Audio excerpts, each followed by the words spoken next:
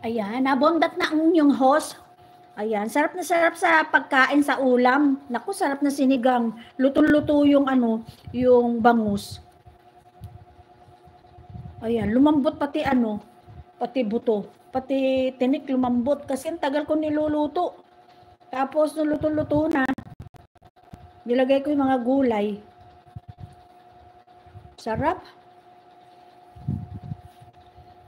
Kasi katamtaman laki lang yun eh. Ayan. Katamtaman laki lang yung bangus. Hindi naman siya malaking malaki, hindi naman siya malaki, kaayusan lang, hindi maliit, kaayusan lang. Ayan. Bangus ano yun eh, tawag ito, basta yung bangus yun masarap. Ayan.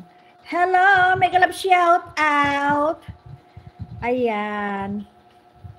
Ate Liway, kain ka muna, nagugutom ka na rin.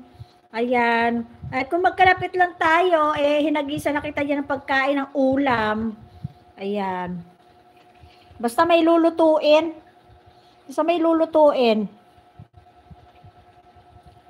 Nabondat na si ako. Ayan. Mag-aano tayo, bukas, Biyernes.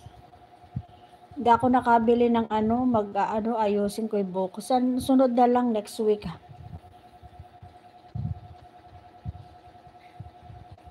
Ay, sarap kumain. Hindi ako makahinga sa sobrang busog.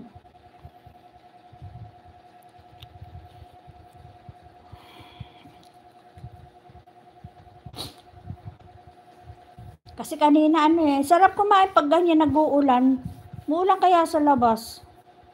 Ayan, nagpapantal-pantal ako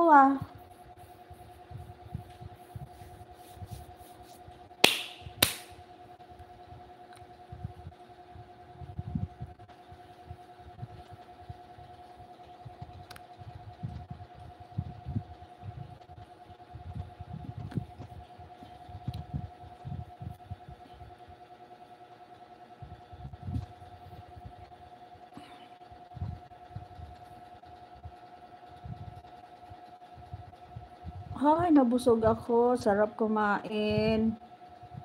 Ako'y nagbabawi. Nagbabawi tayo. Yung panahon na lagi tayong puyaters. Diba?